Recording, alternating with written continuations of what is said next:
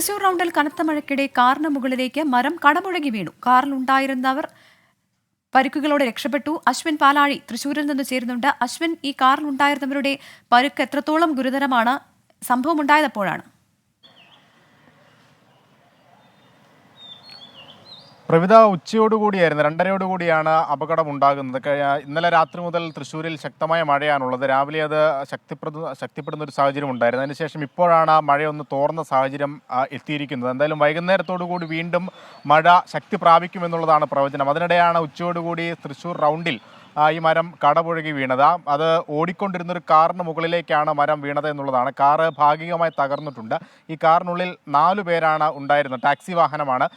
Driver ഉൾപ്പെടെ 4 പേരാണ് ഉണ്ടായിരുന്നത്. 4 പേർക്കും നിസ്സാര പരിക്കുകൾ മാത്രമാണ് ഏറ്റിട്ടുള്ളത് എന്നുള്ളതാണ് ആശ്വാസകരമായ കാര്യം. ഇവർ ചികിത്സയ്ക്ക് ശേഷം മറ്റൊരു വാഹനത്തിൽ യാത്ര തുടരുകയും ചെയ്തിട്ടുണ്ട്. അതിനുശേഷം ഏകദേശം ഒരു മണിക്കൂറോളം തൃശ്ശൂർ റൗണ്ടിൽ ഗതാഗതം പൂർണ്ണമായും സ്തംഭിക്കുന്നൊരു സാഹചര്യം ഉണ്ടായിരുന്നു. ഫയർഫോഴ്സ് എത്തിയാണ് മരം പൂർണ്ണമായും വെട്ടിമാറ്റി ഗതാഗതം പുനഃസ്ഥാപിച്ചത്. പ്രവിധ, തൃശ്ശൂരിലാണ് തൃശ്ശൂർ റൗണ്ടിൽ ഓടിക്കൊണ്ടിരുന്ന കാറിന് മുകളിൽ മരം കടപുഴകി വീണു. ലോകത്തെവിടെയായാലും ഏത് സമയത്തും 24 വാർത്തകളും ഓഗ്മെന്റഡ് റിയാലിറ്റി പാക്കേജുകളും എക്സ്പ്ലെയിനറുകളും വിശദമായി കാണാൻ ഞങ്ങളുടെ യൂട്യൂബ് ചാനൽ നിങ്ങൾക്ക് സബ്സ്ക്രൈബ് ചെയ്യാം.